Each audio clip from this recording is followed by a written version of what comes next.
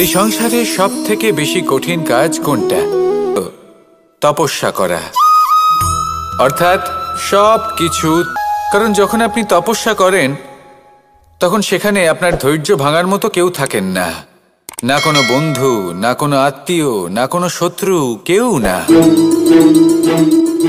কিন্তু যখন আপনি এই সমাজে, এই পরিবারে থাকেন, কোনো না কোনো ব্যক্তি এসে আপনার ধৈর্যের বাঁধ ভেঙে দেওয়ার ক্ষমতা রাখেন।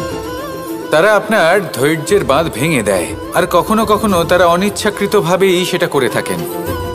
কারণ তাদের মানসিকতা আপনার থেকে আলাদা, তাদের কর্ম আপনার থেকে আলাদা, তাদের দৃষ্টিভঙ্গি আপনার থেকে আলাদা, জীবন যাপন আপনার থেকে আলাদা। সেক্ষেত্রে আপনি ধৈর্যচ্যুত হন, প্রসন্নতা আপনার থেকে ছিনিয়ে নেওয়া হয়। সেই জন্য এই সংসারে, এই পরিবারের থেকেও ধৈর্য ধরে সামনে অগ্রসর হওয়া কোনো পর্বতের শিখরে গিয়ে তপস্যা করার থেকেও অনেক বেশি কঠিন। আর যে ব্যক্তি এই সমাজেই, এই পরিবারে, সেই সকল মানুষের মধ্যে থেকে গিয়েও ধৈর্য ধরে অগ্রসর হতে থাকেন, যারা এই কাজটা শিখে নিতে পারেন, তারাই কিন্তু জীবনে আনন্দ লাভ করতে পারেন। এই ধৈর্যই শেষে আপনার জীবনে প্রসন্নতা বহন করে আনবে। তাই ধৈর্য ধরে জীবনের পথে অগ্রসর হন আর আমার সাথে ভালোবেসে বলুন, রাধা রাধা। কর্ম এবং ফল। মানুষের স্বভাব হলো এটাই যে তিনি নিজের প্রত্যেক পরিশ্রমের প্রতিফল প্রার্থনা করেন। বেশিরভাগ সময় এই ফলাফলের চিন্তা করতে করতে, কল্পনা করতে করতে উনি কর্ম করতে থাকেন, যে আমি এই কাজটা করলে এই ফল পাবো। সেই সব কল্পনা করতে থাকেন যা না তার হাতে আছে, না আছে অধিকার, আর না আছে নিয়ন্ত্রণ। উনি শুধু নিজের কর্ম করতে পারেন। উনি কি ফল পাবেন তা তার হাতে কখনোই নেই। তাই আপনিও শুধুমাত্র কর্ম করতে থাকুন, ফলের চিন্তা করবেন না। মনে রাখবেন, শিকড় এবং শাখা যেভাবে একে অপরের সাথে জড়িয়ে, সেইভাবেই একে অপরের সাথে জড়িয়ে কর্ম এবং ফল। যেরকম কর্ম আপনি করবেন সেরকম ফল আপনি অবশ্যই পাবেন। তাই এই ফলের আশায় কর্মের সময় কখনোই নষ্ট করবেন না। কারণ যে ব্যক্তি সময় নষ্ট করেন, সময় সেই ব্যক্তিকে অবশ্যই নষ্ট করে দেয়। কর্ম করুন নিঃস্বার্থভাবে, ফলের চিন্তা করবেন না, আর আমার সাথে ভালোবেসে বলুন, রাধা রাধা। দ্বিতীয় হলো আত্মবিশ্বাস। হেরে যাওয়া বস্তুও আবার জিতে নিতে পারবেন। যদি আপনার নিজের আত্মবিশ্বাস থাকে, তাহলে আপনি কখনো পরাজিত হবেন না। এবং তৃতীয় হলো অহংকার। জয়লাভ করার পরেও কিন্তু এটা আপনাকে পরাজিত করতে পারে। সেই জন্য জীবনে সঙ্গবদ্ধ হন, আত্মবিশ্বাস রাখুন, কিন্তু কখনোই অহংকার করবেন না। এই অহংকার আপনার থেকে সব কিছু কেড়ে নিতে পারে। এই অহংকারের জন্যই মথুরাপতি কংস নিজের পতনের দিকে অগ্রসর হয়েছিলেন। এই অহংকারকে ত্যাগ করুন আর আমার সাথে ভালোবেসে বলুন, রাধা রাধা। আমরা যখনই কোনো গাছের চারা রোপণ করি, তখন সবার আগে পরীক্ষা করে দেখি যে যেখানে আমরা চারা রোপণ করতে চলেছি সেখানকার মাটি আদৌ উর্বর কিনা, সেই মাটি সেই চারাকে বাড়তে সাহায্য করবে কিনা। যখন একটা চারা রোপণের আগে আমরা এত কিছু ভাবতে পারি, তাহলে কাউকে বিশ্বাস করার আগে আমরা কেন ভাবি না? জীবনে কখনো এই বিশ্বাসরূপী চারা কোথাও রোপণ করার আগে বোঝার চেষ্টা করুন যে যার ওপর আপনি বিশ্বাস করতে চলেছেন সে কি আদৌ আপনার বিশ্বাসের যোগ্য কি না। ভেবে দেখুন সেই ব্যক্তি ভবিষ্যতে গিয়ে আপনার বিশ্বাস ভাঙতে পারে কি না। এটাও ভেবে দেখুন যে যাকে আপনি বিশ্বাস করতে চলেছেন তাকে আপনি বিশ্বাস করলে নিজের জীবনের উদ্দেশ্যে আপনি অগ্রসর হতে পারবেন কি না। আর তার জন্য প্রয়োজন সঠিক সিদ্ধান্ত, পরখ করা, কোনটা উচিত কোনটা অনুচিত সেটা বোঝা। আর তাতে কিন্তু আপনি সন্দেহবাতিক হবেন না, তাতে আপনি আরো নিপুণ হয়ে উঠবেন। তাই যদি আপনি নিপুণ হয়ে উঠতে চান তাহলে বোঝার চেষ্টা করুন, পরখ করে দেখুন, কোনটা উচিত কোনটা অনুচিত বুঝুন। আর বিশ্বাস তখনই করুন যখন আপনি 100% নিশ্চিত হবেন যে সে বিশ্বাসের যোগ্য। আসুন আমার সাথে ভালোবেসে বলুন, রাধা রাধা। রাধা কখনো কখনো আমার জন্য বড়ই সুগন্ধি আতর নিয়ে আসে, পারিজাত ফুলের মালা নিয়ে আসে আমার প্রসাধন করবে বলে, এবং আমার সব থেকে বেশি প্রিয় মাখন নিজে হাতে বানিয়ে হাতে পিষে নিতে হয়। তারপরে তার থেকে যে রস নিঃসৃত হয় সেই মনে রাখবেন আপনি হলেন সেই দুধ যাকে মন্থন সহ্য করতে হবে মাখন হয়ে ওঠার জন্য। মনে রাখবেন আপনি হলেন সেই ফুলের মতন যাদের পিষ্ট হতে হবে সুগন্ধি আতর হয়ে ওঠার জন্য, যাকে এই সংসার পছন্দ করে। কখনো কখনো জীবনে আপনার সাথে খারাপ শুধুমাত্র এই কারণে ঘটে যাতে আপনার শ্রেষ্ঠ রূপ এই সংসারের সামনে আসতে পারে। শুধুমাত্র কঠিন পরিস্থিতি এবং বিপদকে একটা সুযোগ হিসেবে দেখার চেষ্টা করুন। আপনার জন্য এই সংসার বদলে যাবে, সংসারকে দেখার দৃষ্টিভঙ্গি পাল্টে যাবে, আপনার ভাগ্য পাল্টে যাবে, আর এই মন প্রসন্ন হয়ে বলবে রাধা রাধা। পাশা নামক এই খেলাটি আপনারা নিশ্চয়ই খেলেছেন, না খেলে থাকলে দেখেছেন, আর যদি দেখেও না থাকেন তাহলে নিশ্চিত রূপে শুনেছেন।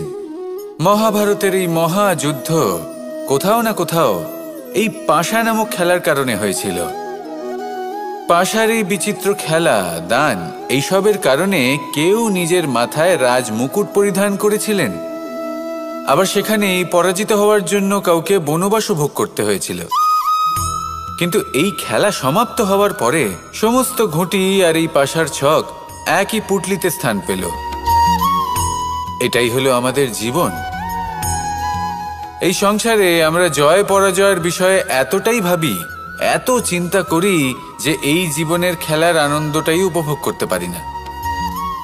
আর অবশেষে কি হয়? কেউ জয়ী হন, কেউ পরাজিত হন, কিন্তু দুজনেই একই স্থানে পৌঁছে যান। প্রত্যেক ব্যক্তি মৃত্যুর পরে একটি নির্দিষ্ট স্থানেই পৌঁছতে বাধ্য, কিন্তু ততক্ষণ এই জীবন, এই খেলা, তার আনন্দ উপভোগ করুন।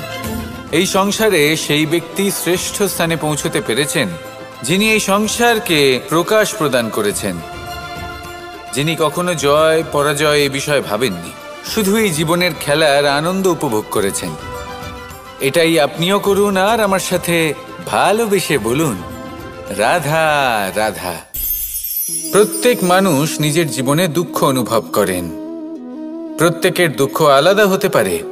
কারোর মনে এই দুঃখ থাকে যে সে তার বাবা মায়ের সব ইচ্ছে পূরণ করতে পারেননি। কেউ এটা ভেবে দুঃখ পান যে সে চিরকাল সদাচার করেছেন, সৎকর্ম করেছেন, কিন্তু তাও তাকে দুরাচারী বলে মনে করা হয়। কেউ এটা ভেবেও দুঃখ পান যে তার সামনে যে ব্যক্তি রয়েছেন তার চোখে তিনি শত্রু হয়ে উঠেছেন বা দুষ্ট হয়ে উঠেছেন, যেখানে তিনি হয়তো কোনো অনুচিত কাজই করেননি। এবার এই সমস্ত বিষয় নিয়ে ভেবে নিজের ব্যক্তিত্ব নিয়ে সন্দেহ প্রকাশ করবেন না।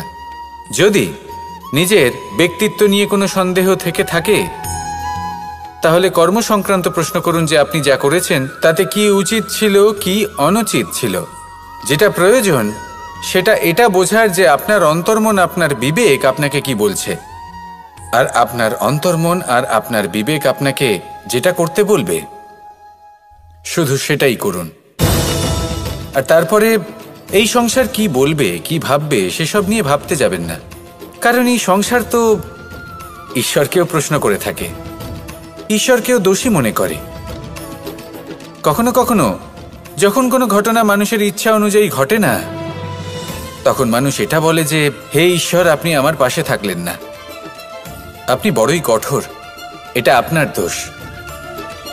যেখানে বেশিরভাগ সময় হয়তো সে নিজেই নিজের কর্মফল ভোগ করছে, আর কখনো কখনো ঈশ্বর হয়তো তার জন্য আরো ভালো কোনো পরিকল্পনা করে রেখেছেন, কিন্তু মানুষ এটা বুঝতে পারে না।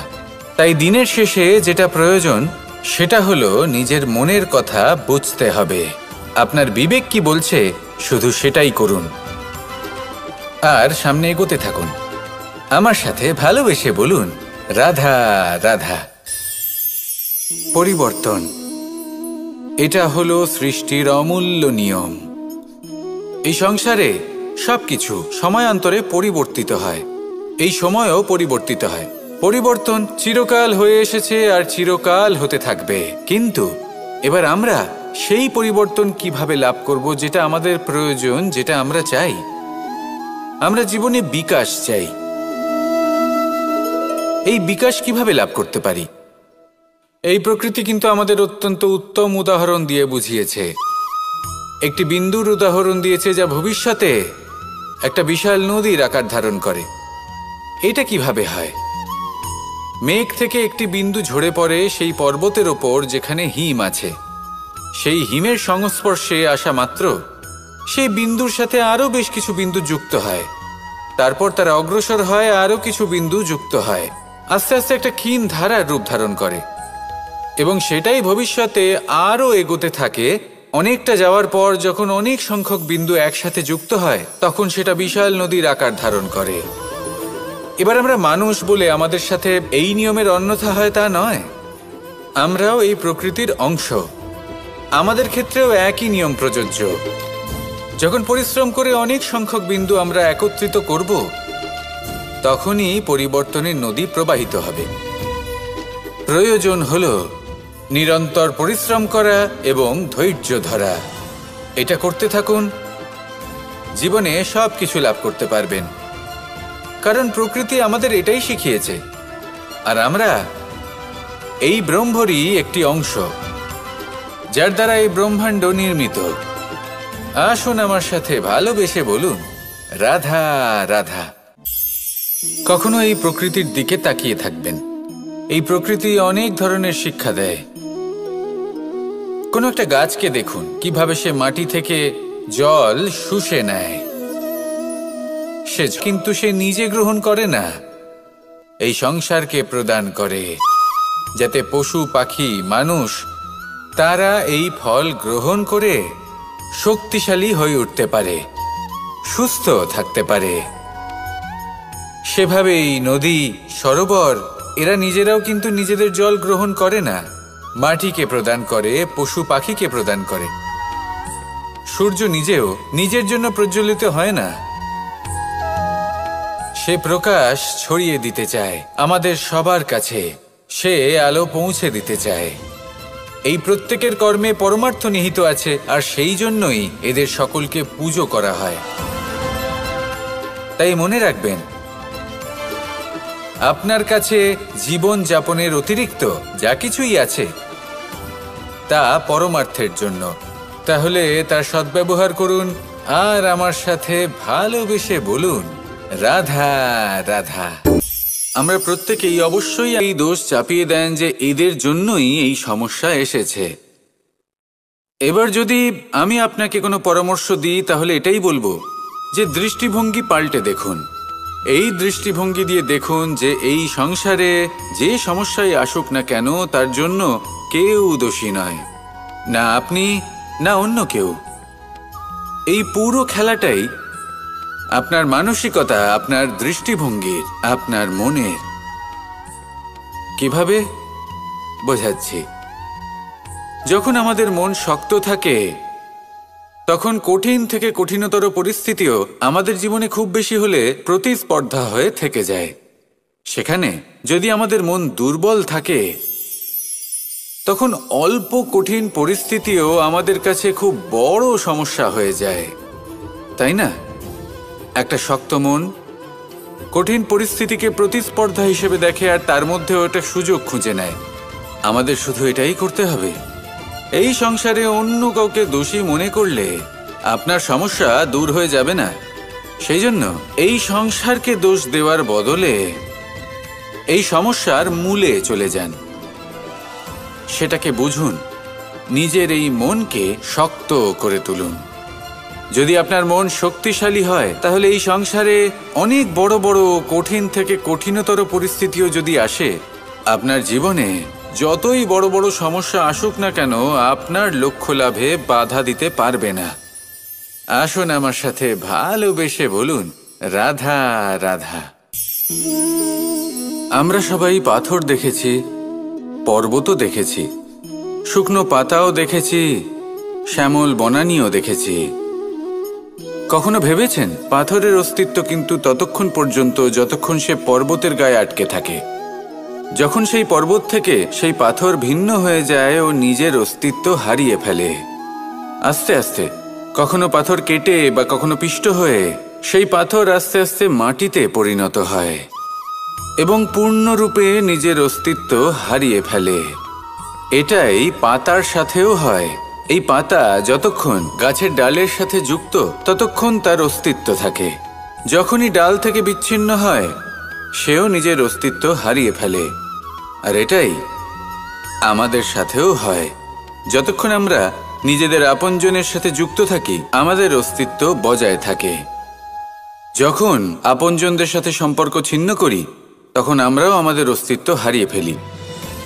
এবার এই সংসারের প্রত্যেক ব্যক্তি স্বতন্ত্র থাকতে চান, আর অনেক ব্যক্তি স্বতন্ত্র থাকবেন বলে আপনজনদের দূরে করে দেন আর তাদের সাথে এই সম্পর্ক ছিন্ন করেন।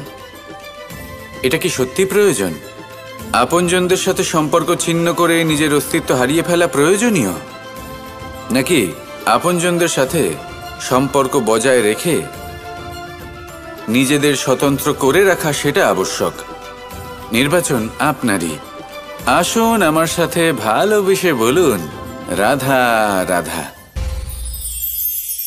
আপনি কি কখনো নৌকা যাত্রা করেছেন?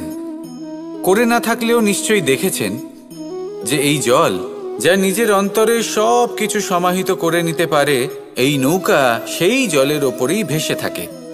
কোনো তফাৎ হবে না যে সেই ছিদ্র ছোট নাকি বড়, নৌকা ডুবে যাবে। এই ছিদ্র হলো আমাদের জীবনে আমাদের অপগুণ, আমাদের দোষ, আমাদের বিকার। কখনো এটা ভাববেন না যে এই দোষ খুবই ছোট, এতে কিছুই যাবে আসবে না।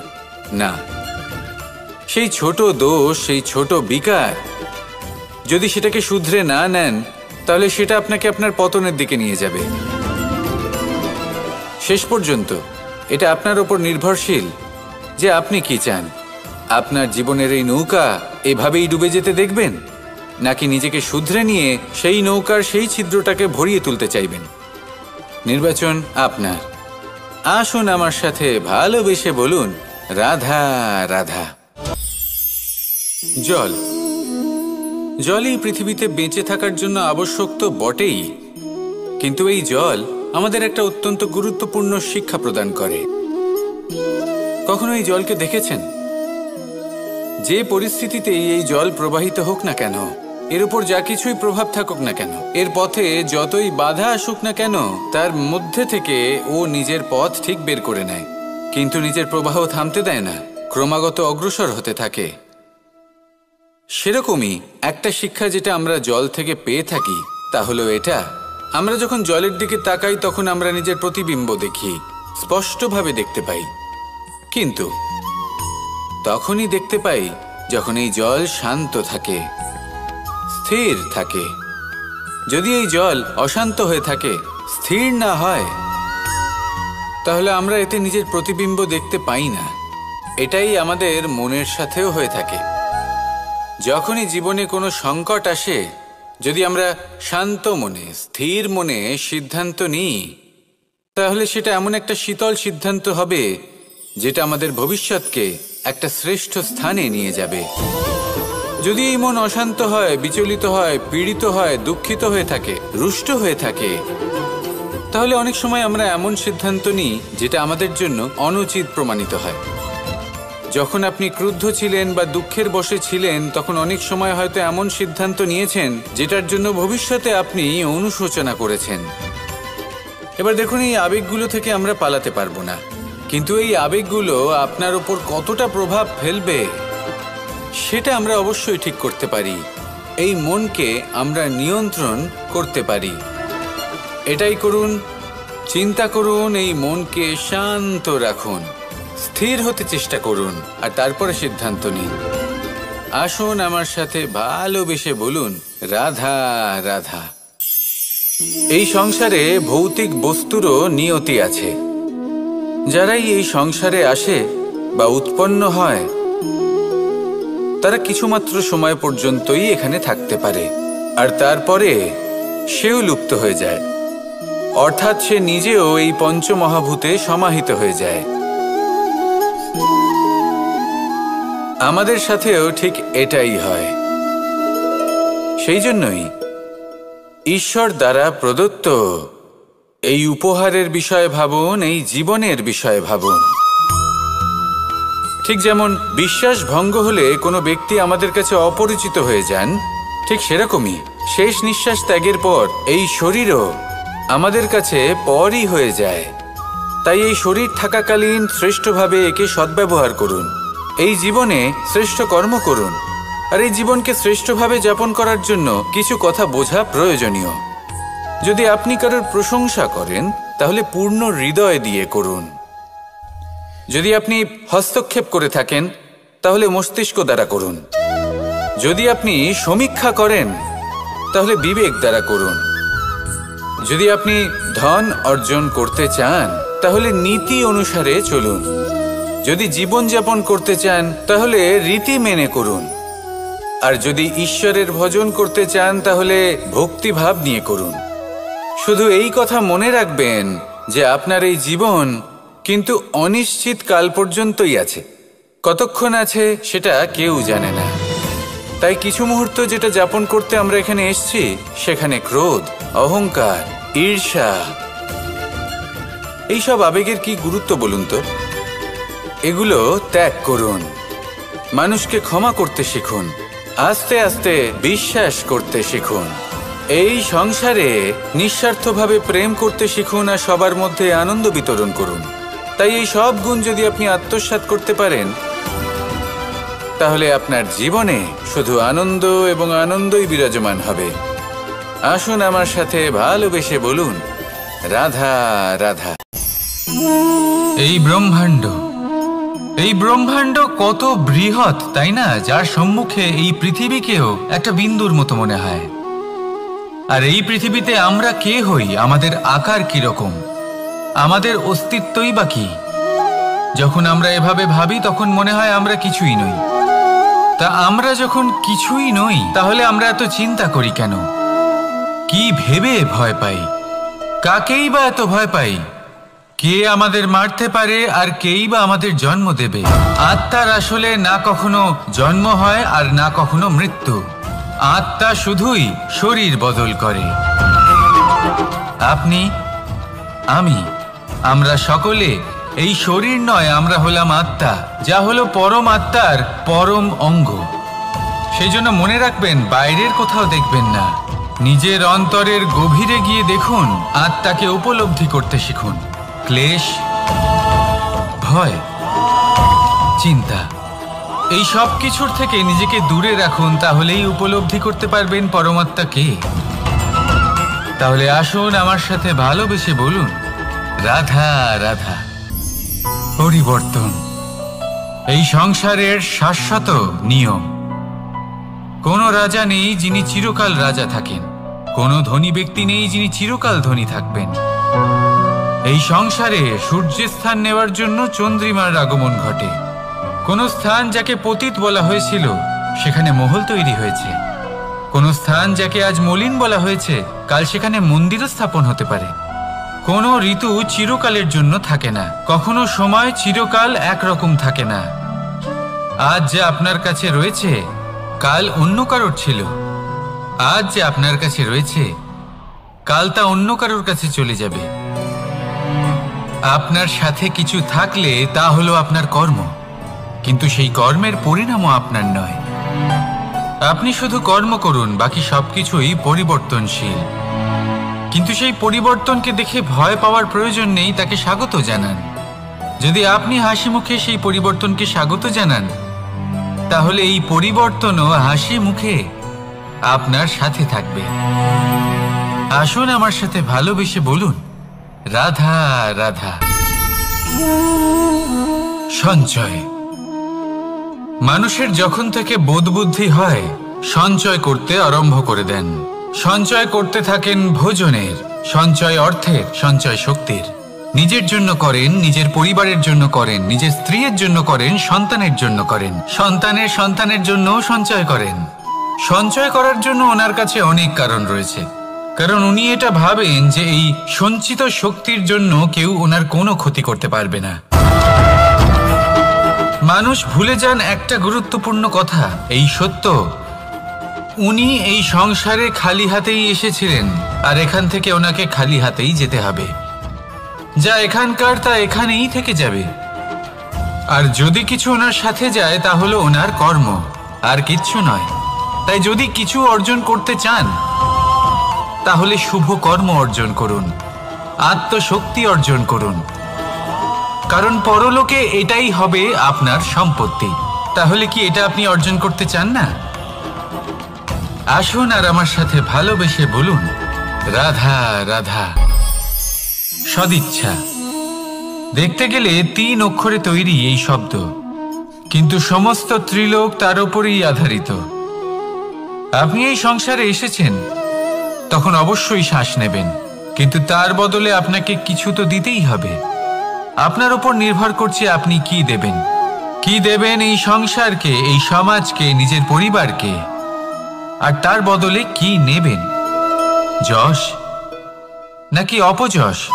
দেখুন, এক ছিল রাবণ, যে কিনা সমুদ্র পার করলো সীতাকে অপহরণ করার জন্য, আর এক ছিলেন রামচন্দ্র, যিনি সমুদ্র পার করেছিলেন, সেতু বানিয়ে গিয়েছিলেন সীতাকে ফিরিয়ে নিয়ে আসার জন্য।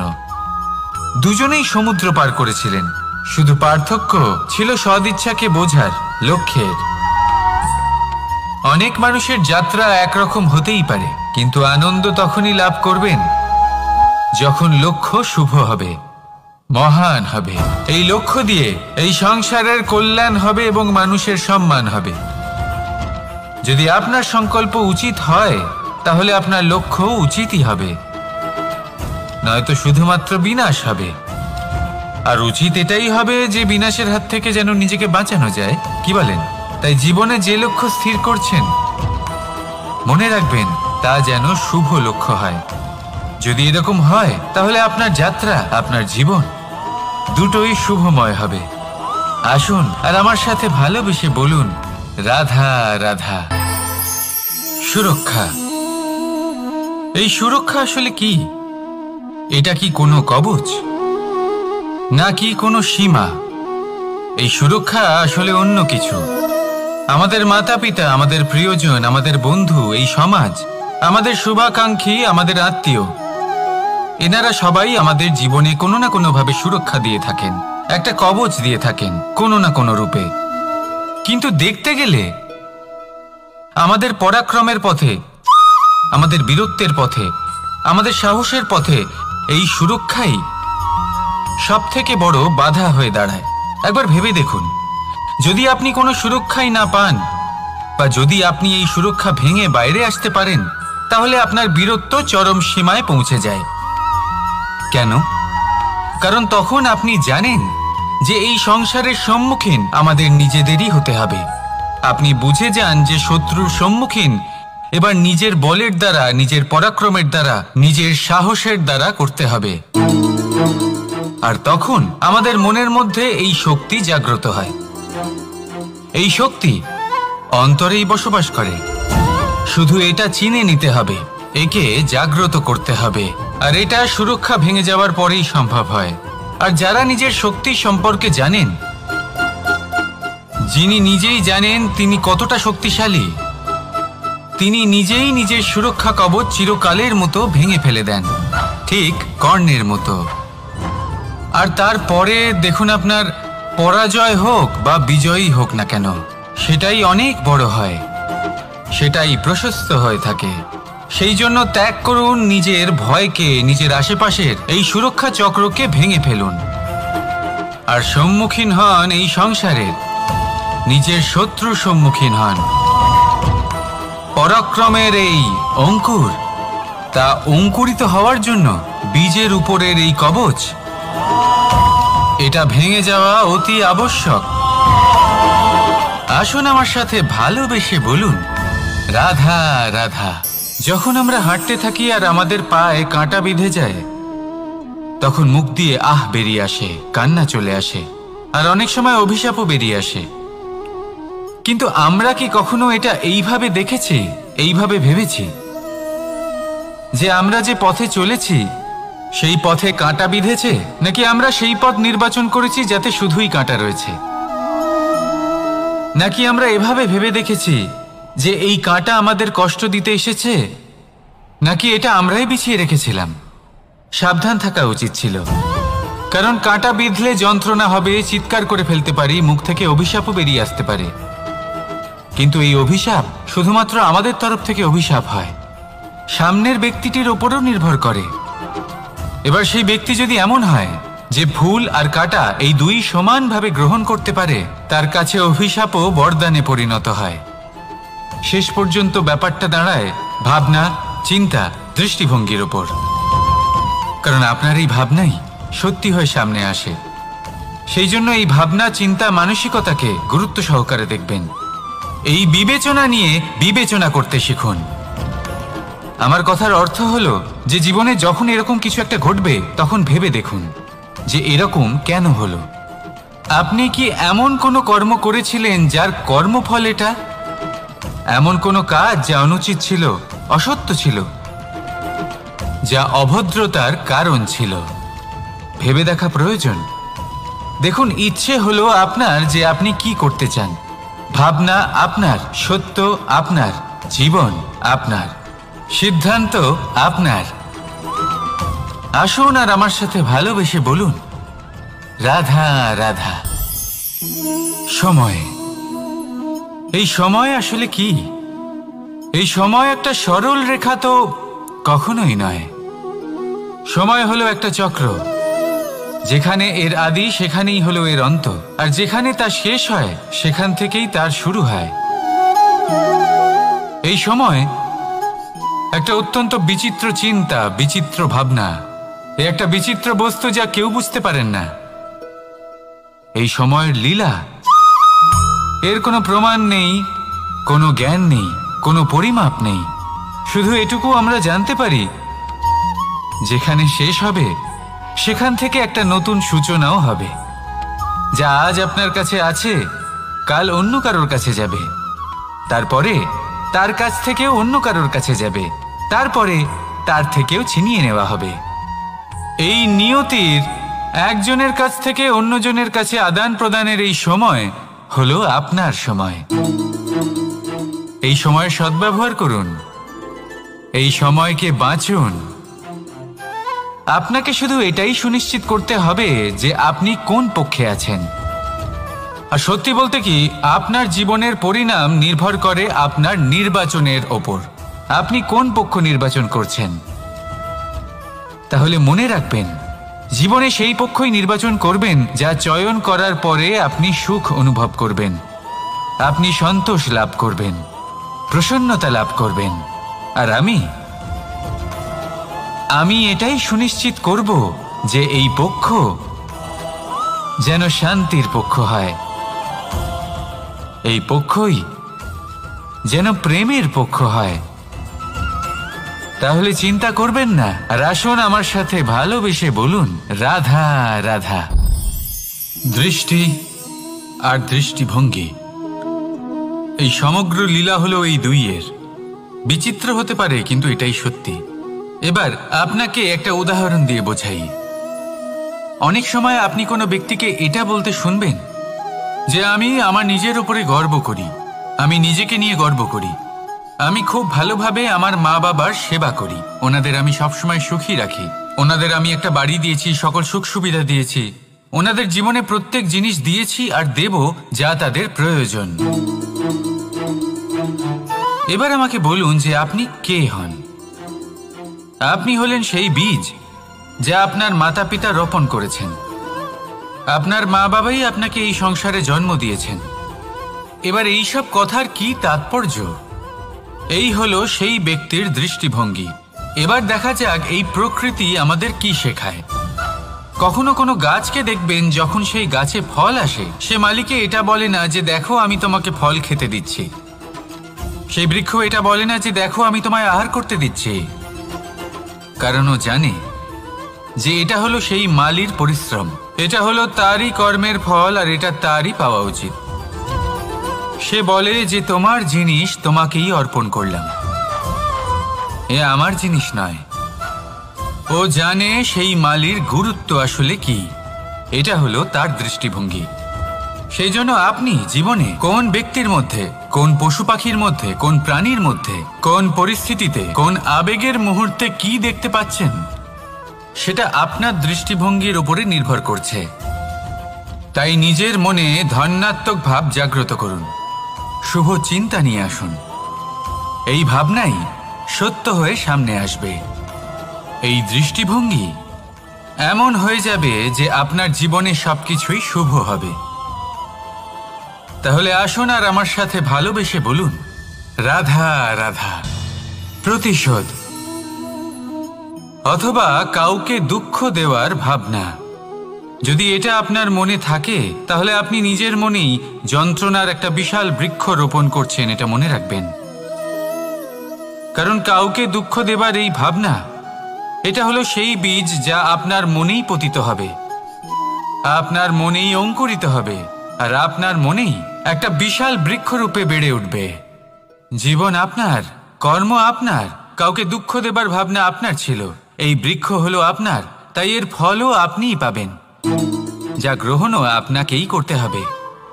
মনে রাখবেন, যে মানুষ এটা ভাবে যে আমি ওকে দুঃখ দেব, ওকে কষ্ট দিতে চাই আমি, সেই মানুষই দুঃখ আর কষ্ট পেয়ে থাকে। যদি সেই জায়গায় আপনি এটা ভাবেন যে আমি কাউকে সুখী করে তুলতে চাই, কাউকে সুখ প্রদান করতে চাই, তাহলে তারও বীজ আপনার মনেই রোপণ হবে, বৃক্ষে পরিণত হবে, যার ফলও আপনিই পাবেন। এখানে বিষয়টা হলো শুধু মানসিকতার চিন্তা, যা সত্য হয়ে আপনার সামনে আসে। তাহলে এই মানসিকতা শুভ করুন, সবার জন্য মঙ্গল কামনা করুন। অন্যের মনে আপনার জন্য ভালো চিন্তা থাকুক বা না থাকুক, আপনি সবার জন্য শুভ চিন্তা করে কর্ম করতে থাকুন, তাহলে আপনার সাথেও ভালোই হবে। তাহলে আসুন আর আমার সাথে ভালোবেসে বলুন, রাধা।